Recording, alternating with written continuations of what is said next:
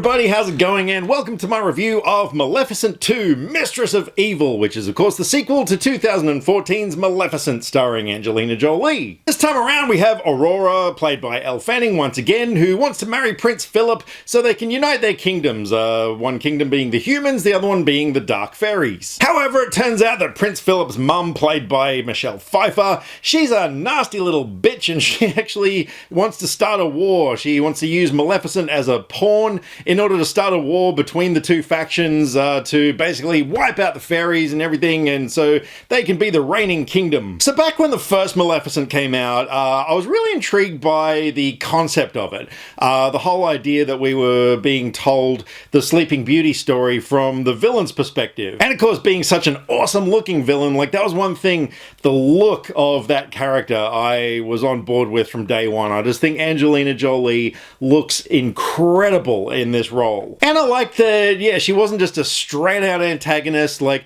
there were reasons behind what she was doing. She was almost like an anti-hero in a way. And yeah, that definitely carries on into this movie. Now, in terms of any good sequel, you know, the job of a good sequel is to take what we had in the first one and expand upon it, make it a bigger and better movie.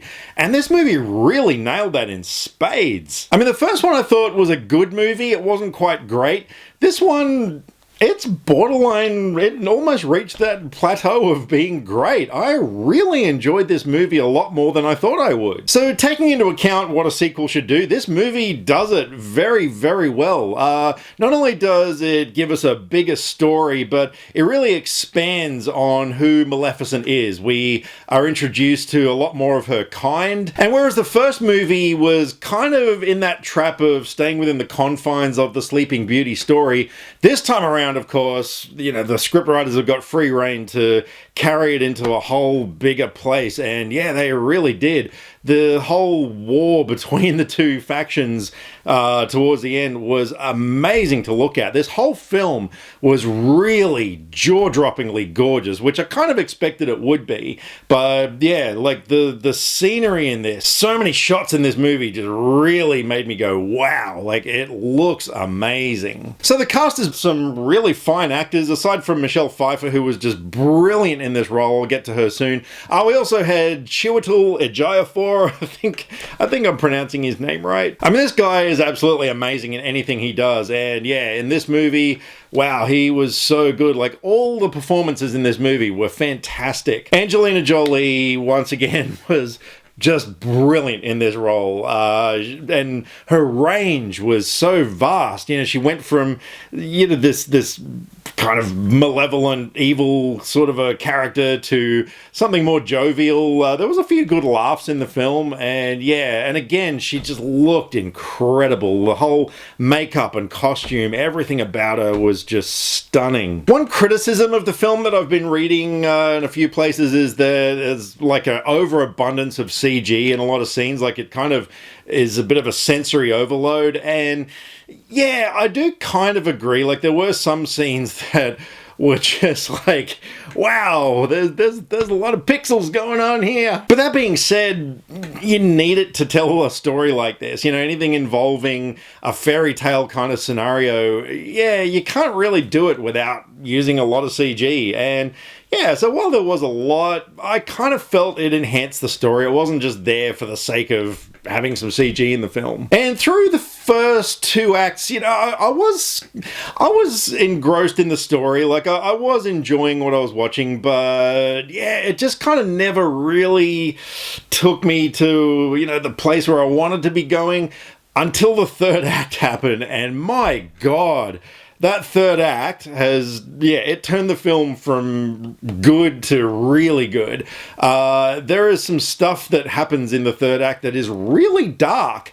I'm not going to spoil anything, of course, but if you've seen the film, there's a scene involving a wedding chapel, and man, that went to a dark place. That was good. I really enjoyed that kind of stuff in here. They did play it safe in a lot of respects, in terms of a lot of times you wanted to see certain characters sort of meet their end in a way, but yeah, a lot of deaths happened off screen, which, you know, yeah, it's okay. I guess they've got to cater to the family audience. But yeah, there were sometimes I kind of thought, oh, I just wanted it to be a little edgier. And I just loved Michelle Pfeiffer's portrayal of Queen Ingrid in this. You know, she starts off, yeah, kind of innocent. Like, she's a caring mother and she wants this whole union to come about. But once her plot starts unraveling and she just goes full evil, oh man, she was so good. And yeah, really cruel. You know, you just really wanted her to get what was coming to her. So as much as I enjoyed the film, the only things that let it down for me a little bit, the beginning was a little bit rushed with some lazy voiceover. It basically says in the 5 years that have passed since the first movie that Maleficent has once again been sort of, you know, labeled as an evil character. And it's sort of like, well, okay, so we've just got to believe that she's being considered evil again just because the voiceover tells us. But yeah, so that was a little bit difficult to get into. There were a few moments as well where things just happened way too conveniently, particularly for Aurora. And again, no spoilers, but the way she discovers some certain things to move the plot along were just really lazily done. They were just like, here you go, this is what's happening. Oh, okay. And yeah, there was no cleverness involved in her finding things out. It was just given to her. And I guess overall, it did kind of have that feeling, I guess, like we've seen it before in a way, the whole thing of humans versus some kind of creature species, and the humans want to dominate them and stuff. Like, it has been done before. But that being said, you know, when it's executed this well, that's kind of hard to really criticize it for that too much. So look, overall, I really dug this movie. I kind of want to see it again. This is a journey that I want to go on again, especially on the biggest screen possible, because it's a great looking movie. I'm definitely going to own it on Blu-ray when it comes out, and I'm definitely going to get the 3D Blu-ray because there were so many times I could just tell this movie was designed for 3D. There were so many moments that I just thought, oh man, that's gonna look good. But yeah, I gotta say, Maleficent 2 was definitely a movie that I enjoyed a lot more than I thought I would, being the, yeah, you know, just so many sequels and unnecessary sequels, and it's like, the first movie, did it really needed to be elaborated on? But yeah, it did. So I really enjoyed this movie, and I'm going to give Maleficent 2 an 8.5 out of 10. Alrighty, over to you guys. So, yeah, I'd love to know what you thought of Maleficent 2 if you have seen it. And yeah, which did you like more, the first one or the second one? So fire away, drop me some comments either here, Facebook or Twitter. All the social media links are in the description below. Guys, I like to talk about movies, and I would love to talk about movies with you. Catch you next time. Click subscribe to stay up to date with all the latest movie reviews. Skynet will be taking over any day now, so what have you got to lose? Nyah.